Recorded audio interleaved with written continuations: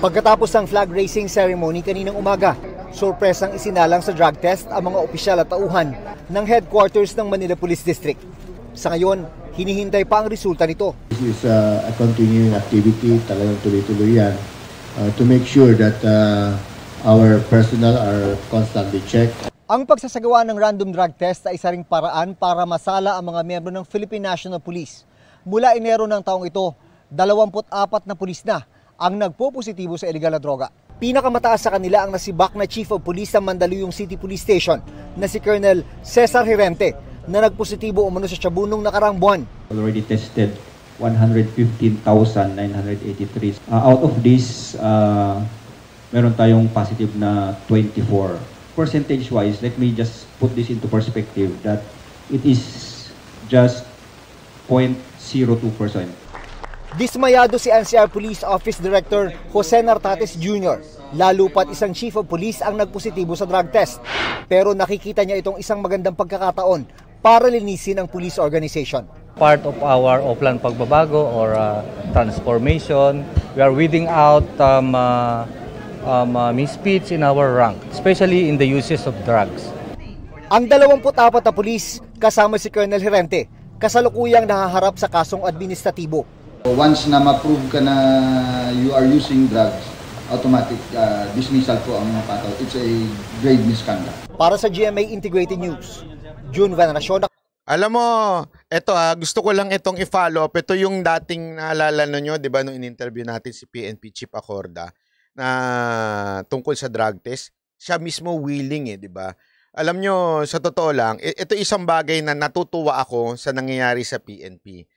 Kasi more than anything else, it's internal cleansing ang napaka-importante sa PNP. Alam nyo, like what I've said before, ang dami ko hong na-meet, nakilala, na mga nakausap na PNP, na matitino naman po. Marami ho talaga dyan. Pero hindi mo rin maiiwasan na merong ding talagang mga, alam mo yun, mga siraulo, pero napakaliit ng porsyento na yan. Ang importante dyan, mahiwalay. Kasi yan ang sumisira sa buong organisasyon. Yung mga matitinong pulis na dadamay sa mga tiwali. At paano masisimulan yan? Sa pamamagitan ng internal cleansing at itong drug test. Alam nyo, nagulat din ako dahil isipin nyo ito director, sabihin, ano na ito, head ng Mandaluyong Police ang nagpositibo. And yet, hindi itinago. Doon ako natuwa. Kasi pwede naman nung, alam yun, respeto na lang, kawawa naman yung pamilya niya. Kasi, mantakin mo. Ano ka? Chip ka ng Mandaluyong, tapos biglang malalaman na gumamit ka. Isipin mo yun, And yet, hindi ho itinago. Diba? Hindi ho itinago at inilabas. So, kaya nga, alam nyo, PNP Chief Acorda, tsaka dun sa NCRPO Chief natin, ako ihanga ho sa inyo, Thank you. Hanga po ako sa ginagawa nyong internal cleansing na ito. Napaka-importante. Alam nyo, dito maibabalik ang tiwala ng tao sa mga pulis. Kasi, whether we like it or not, talagang, katulad na lang ho doon sa nangyari doon sa klista na yan, at saka yung kalbo, di ba, na dating pulis, di ba? Even if dating pulis yun, di ba? Nadadamay yung mga bagong pulis, yung mga nasa serbisyo. Di ba? Isipin kaagad nila, lahat ng pulis ganito. O tapos nakita nyo ba yung nangyari na merong pulis na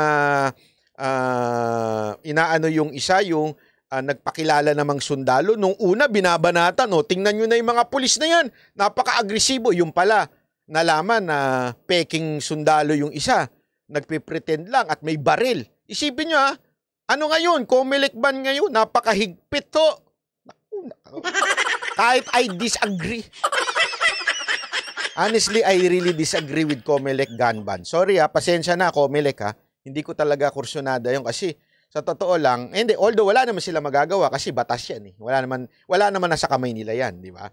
Pero sa totoo lang, talagang kalokohan yung Comelec, yung gun ban na yan.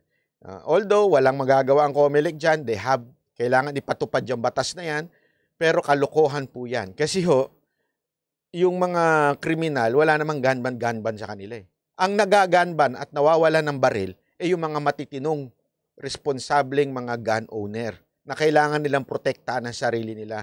Yung mga sasabihin nila, paano yung mga politikong o na merong mga sariling army? Bakit? Sa tingin nyo ba may PTC yun? Walang ganon. Mga paso na mga mga walang permit yun eh. So, ang tinanggalan nila yung mga matitino. Sana matingnan ng senador ito Kasi, actually, yan isa mga pinaglalaban ho ni Senator Robin. Sana maayos niya yan. Pero gayon pa man, nakakatuwa dahil sa ginagawa ng PNP natin ngayon, maibabalik yung tiwala. Di ba? Maibabalik yung tiwala sa mga pulis kasi nakikita nila, nililinis talaga. Seryoso. Hindi, totoo Ako, alam nyo, isa ako sa kritiko ng gobyerno na to, pero nakikita ko Nakikita kong nililinis talaga ng pulis yung hanay nila. Yun ang importante. Alam nyo, sabi ko nga walang masama na... Hindi, may masama pag mali ang isang bagay, di ba? Pero ang importante kasi, aminin. Yun ang importante sa lahat The first step para maayos sa isang bagay, aminin na mayroong problema. Pag walang pag-aamin, hindi maaayos ang isang bagay. Di ba? Yung ginagawa nilang pagse-separate doon sa mga addict,